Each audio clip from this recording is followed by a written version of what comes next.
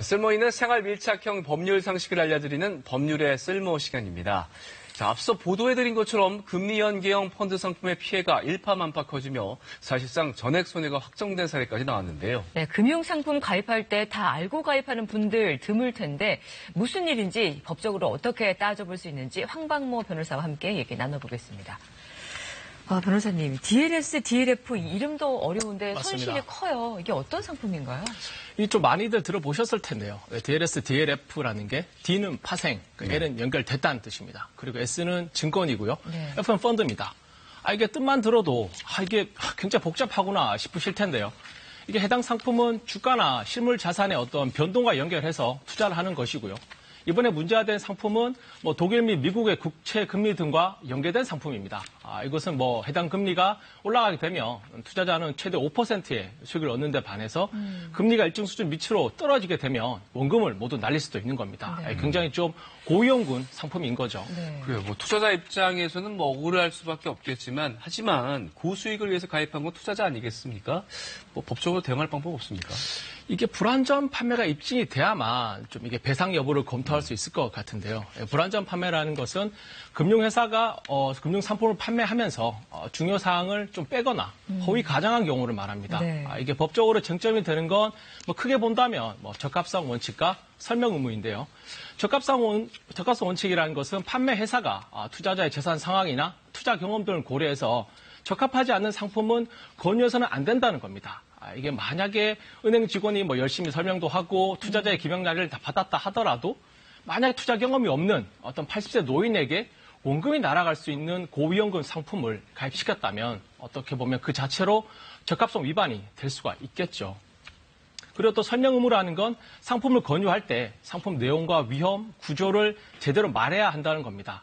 결정에 영향을 미칠 수 있는 어떤 중요 사항을 왜곡하거나 아니면 불확실한 내용에 대해서 맞다 아니다 단정적 정보를 제공해서도 안 되거든요. 그리고 또 파생 상품의 경우에는 투자자 나이가 65세 이상인지 그리고 또 투자 경험이 있는지 이런 걸 엄격하게 봐야 하는 적정성 의무까지 있습니다. 네, 지금 보니까 투자자들 대부분이 자세한 설명 못 들었다 이렇게 주장을 하고 계시거든요. 그렇다면 어느 정도는 불안전 판매에 해당이 되는 거 아닙니까? 이게 세부적으로 좀 따져볼 내용이 많아서 법적으로 불안전 판매가 맞다 아니다 바로 좀 말씀드리긴 어려울 것 같고요. 다만 대다수 지금까지 알려진 투자자들이 고령자나 주부, 퇴직자 등이고 이 상품이 최대 수익은 5%에 불과한데 금리가 떨어지면 원금을 다 잃을 수도 있다는 걸 제대로 들었다면은 이런 분들이 가입을 했을까 이런 의문이 좀 들긴 합니다. 네. 하지만 투자자가 해당 상품에 재가입했거나 아니면 이런 위험 투자 상품 경험이 있는 경우 그리고 또 저희가 적금이나 펀드를 가입한 뒤에 은행에서 내용 확인하는 전화 있지 않습니까? 그걸 다 듣고도 가입을 철회하지 않았다면 은행 측에서는 이거 봐라 내용을 알고도 투자자가 결정한 것이다 라고 주장할 수 있거든요. 네. 그래서 좀 이렇게 서로 좀 다툴 부분이 너무 많은 것 같습니다. 네. 참 듣고 보니까 답답합니다. 그 애매한 설명으로 은행 직원 말만 듣고 투자를 했다가 이제는 배상까지 못 받을 수 있다는 얘기인데 다른 방법 없겠습니까? 일단은 금융감독위원회, 금감원의 분쟁조정위원회에 분쟁조정 절차를 거치는 걸 고려해 볼 수가 있습니다. 이것은 금감원이 조사를 해서 잘못을 좀 따져보고 과실 정도를 고려해서 배상하라고 조정을 해주는 겁니다. 다만 분쟁조정위원회에서 어떤 배상 금액을 정했다 하더라도 이게 어떤 법원의 판결과는 조금 차이가 있어서 한쪽이 수락하지 않으면 무효입니다. 그래서 사실상 소송이 좀 불가피하다 이렇게 볼 수도 있겠죠. 네, 지금 현재 피해를 주장하고 있는 피해자들, 투자자들이 조정 신청 외에 집단 소송도 지금 진행 중이라고요? 예, 맞습니다. 이게 정확하게는 집단 소송이 아니라 공동 소송인데요. 이게 왜 중요하냐면요.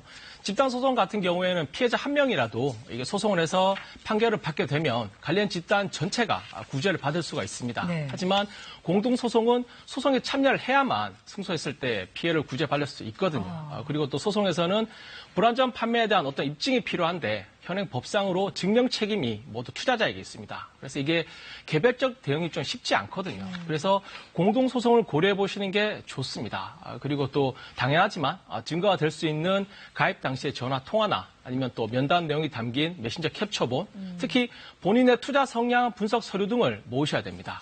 그리고 금융감독원은 은행에 자료 요구권이 있으니까 그쪽에 민원을 하시는 것도 하나의 방법이 될 수 있겠죠.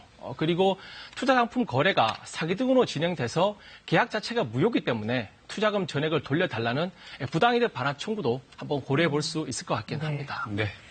오늘 법률에 쓸모 금융상품 투자할 때 주의할 점에 대해서 살펴봤습니다. 잘 봤습니다. 예.